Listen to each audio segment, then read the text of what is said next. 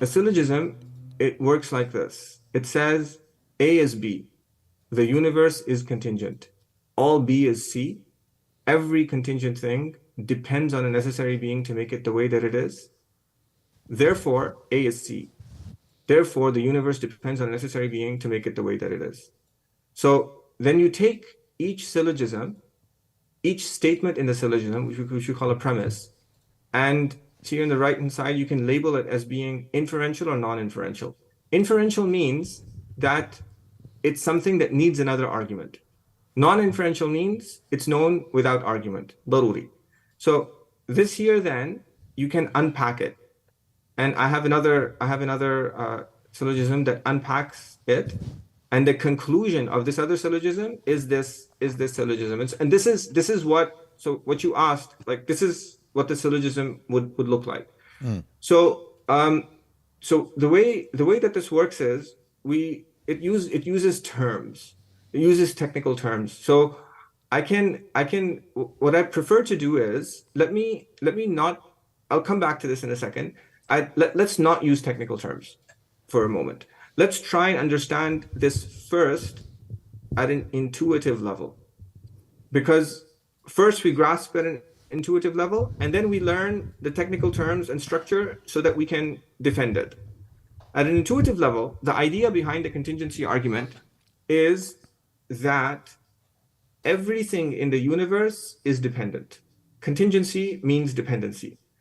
So what does it mean it's dependent? It means that it needs something else to make it how it is. And we see this intuitively. So I look at the sun, I say, why is it shining? The fact that I say, sun, why are you shining? Means that I can see that it needs something to make it shine. I look at the wind and it's blowing. I say, wind, why are you blowing? The fact that I ask this question means that I see it needs something to make it blow. So the entire scientific enterprise, it assumes that everything in the universe needs an explanation. So and if things in the, yeah? Sorry to interrupt, but I just wanted to clarify before cutting you off there. We don't need to really prove that. Number one, it's self-explanatory, self-observable, but also the worldview that we're talking to, the scientific worldview that we're talking to, scientism, also admits that. Yes. Okay. Yeah. Good. That's exactly. And okay. That's actually, so somebody says that what if somebody denies this? And then so the most effective way to kind of combat it is to say that, well, you can't really do science without it. And since everybody, believes in science, this is musallam. Really both sides agree to the concept. Universe is in need of things. Everything in the world that we see is in need of something else. Exactly. Okay. Yeah. So that's the first step. Now, the second step is we want to show that the thing that it's in need of cannot be in need of anything else. And that's what we call a necessary being.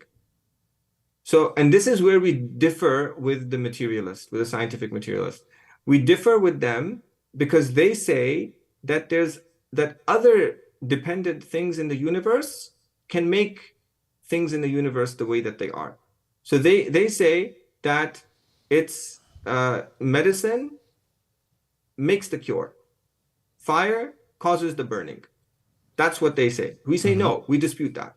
We say that no, we agree that they're both dependent, but the dependency of things can only be explained by something that's independent. So now this argument is made in many different forms, and I chose the one that was actually I take it from Mustafa Sabri in his Mawqif. He uses this demonstration. He thinks it's the clearest one. He says that imagine a long line of leaning people. He says that if you have one person and that person is leaning on someone else. Now, what you have a situation where this person who's leaning is dependent and he's being held up by someone else. Now let's lean this other person back too. We're going to lean this other person back. There's somebody else holding them up. And now the important thing to observe here is that the thing in the middle now isn't doing anything. Because if the person at the end goes, they all fall down. And this illustrates a principle. And the principle is that if A depends on B and B depends on C, then B isn't doing anything. Yeah. A really just depends on C. Correct. So that means that if you explain something in the universe with something else in the universe that's also dependent, then that thing in the universe doesn't really explain it. It's the thing that it depends on that is explaining it. And if everything in the universe is dependent, then nothing in then you don't have anything to explain what's happening. And so what you need is you need something that doesn't need anything. And it's that thing that's making everything the way that it is. Yep. Okay. So in this example of dependency, if they're all connected in a circle, okay, so we can get, we submit to the line of leaning people. The line of leaning people has to have a wall or a person leaning them, supporting them. What if, though, they're in a circle? Yeah. So circularity. Yeah. So circularity is, so in the physical example of circularity, in that physical example of circularity, the people who are leaning are not really completely dependent on the thing behind them because they're actually supporting the person ahead of them. So if you actually work out the laws of physics and the way that they work, each person in the line is doing something to the person in front of him and then being held by the person behind him. So it's not a situation where things are really completely dependent on something else. So that's and so this analogy of the long line of leaning people, it is an analogy. It's not something, we're not saying actually that the contingent things in the universe are all depending on each, are lined up and God is at the end. What we're really saying is that God is holding everything else up immediately. This is a proof by contradiction. It's saying that if contingent things were the only thing, then there would be nothing to hold them up. So the situation that best describes the situation that scientists, materialists are dealing with is the long line of leaning people. But you can use other analogies too. So one of my students, he said that, you know, the way that what helps him is to, instead of having a line of people, to have somebody standing on the shoulders of somebody else, and that person standing on the shoulders of somebody else. And then you keep on doing that. And he said, there's no ground. What happens? They're all falling. Now you can't get in a circle. So it doesn't help you. So, and you have other analogies too, but there's this general idea. It's an intuition that if A depends on B, B depends on C, B isn't doing anything, A depends on C. If you get that, then you can get the conclusion. What have some atheists said in response to this?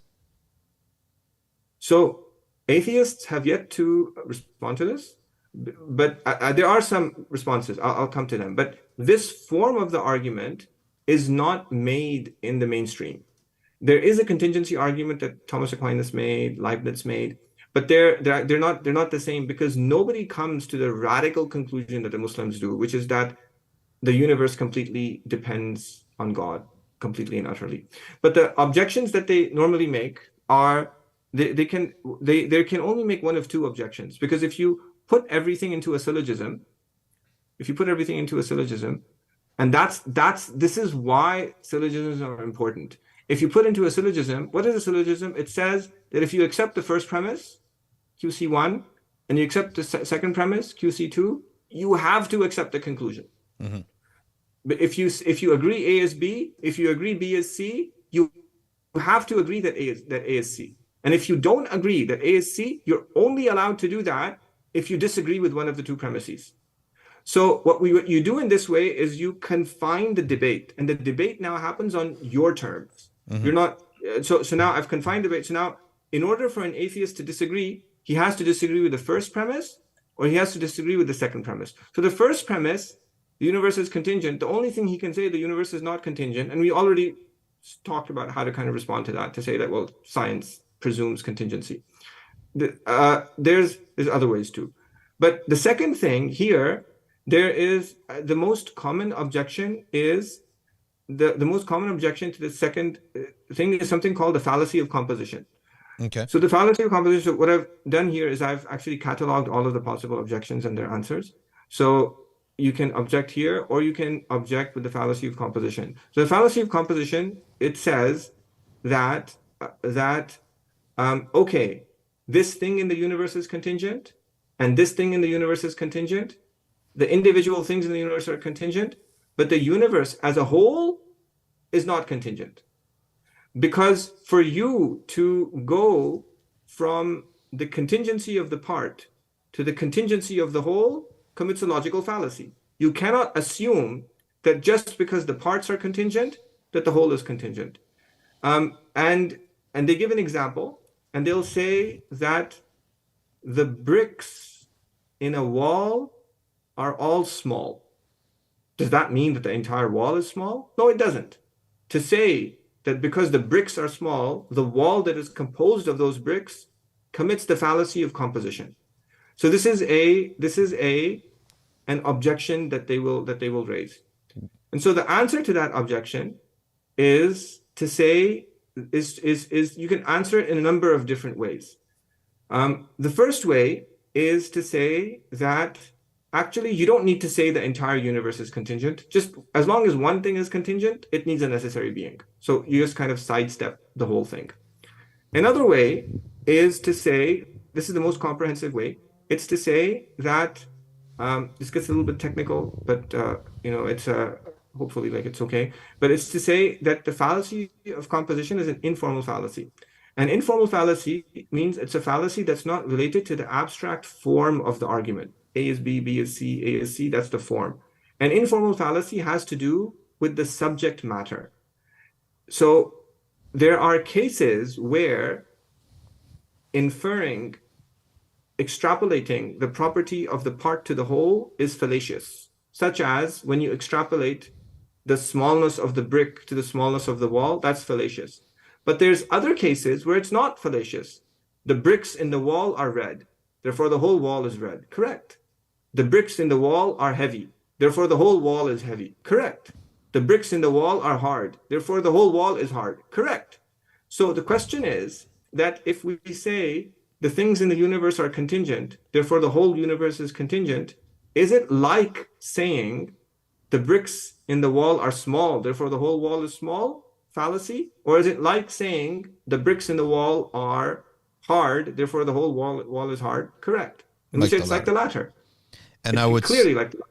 Correct. Yeah. And one would also be able to say that every whole is contingent, because by saying whole, you are inferring the existence of parts. Therefore, it is dependent upon parts. Yep, you could say that. So a whole can never be separated from its parts and can never have a different essence than its parts. Yes.